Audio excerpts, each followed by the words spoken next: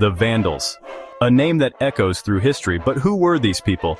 In the 4th century AD, the Vandals were on the move. Huns from the east pushed them out of their homeland. They crossed the Rhine, seeking refuge in the Roman Empire. The Romans, facing their own problems, reluctantly allowed them to settle. But this was not the end of the Vandals' journey. Their story was just beginning. The Vandals were a Germanic people, but they were not a single, unified tribe. They were a confederation of smaller groups, all seeking survival. They were skilled warriors, hardened by years of conflict. Their new home in the Roman Empire was not a peaceful one. They clashed with Roman authorities. Their warrior spirit never truly subdued. The Romans had made a mistake. They had allowed a wolf into the sheepfold. The Vandals looked south, across the Mediterranean, to the riches of Rome, to a land where they might finally find peace and prosperity. Their leader, a man of vision and ambition, would lead them there. His name was Gaiseric, and he would become known as the King of the Vandals and Alans. He would etch the Vandal name into the history books. Under Gaiseric's leadership, they crossed into North Africa, a land of opportunity, ripe for the taking. The Roman Empire, weakened by internal strife, could not stop them. The Vandals, once refugees, were now conquerors. They carved out their own kingdom, with Carthage, the former rival of Rome, as their capital.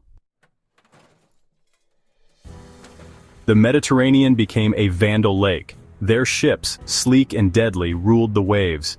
They were masters of the sea, their sails carrying them to conquest and plunder. The Roman Empire, once master of this sea, was now at their mercy. Gaiseric, a brilliant strategist, knew the power of the sea. He built a powerful fleet, challenging the might of Rome itself. The Vandals, with their naval dominance, controlled the vital trade routes of the Mediterranean. Grain shipments from Egypt, the lifeblood of Rome, were at their mercy. They raided coastal cities, striking fear into the hearts of the Romans. The Vandals were not just raiders, they were empire builders. They established a powerful kingdom in North Africa, challenging Roman dominance in the region. Their ships were not just instruments of war, but also tools of trade. They controlled the flow of goods, enriching their kingdom and weakening their enemies. The Vandals, once nomadic warriors, had become a maritime power, their legacy forever tied to the waves. Rome, the eternal city, seemed invincible, but in 455 AD, the unthinkable happened. The Vandals, led by Gaiseric, breached the city's walls. For 2 weeks, they plundered its treasures, leaving a scar on the Roman psyche that would never truly heal. The sack of Rome was a turning point. It marked the decline of the Western Roman Empire and the rise of new powers.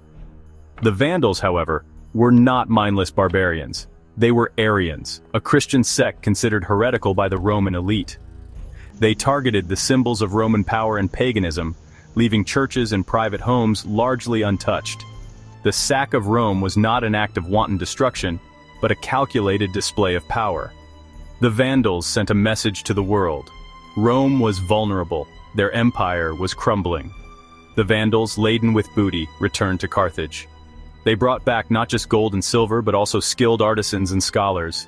Gaiseric, a shrewd ruler, understood the importance of knowledge. He wanted to build a civilization, not just a reign of terror. The Vandals, for a time, ruled supreme in North Africa. But their reign was not to last. The Eastern Roman Empire, the Byzantines, sought to reclaim the lost territories. In 533 AD, under the command of the brilliant general Belisarius, they launched their campaign. The Vandals fought bravely, but their kingdom, weakened by internal strife, could not withstand the Byzantine onslaught.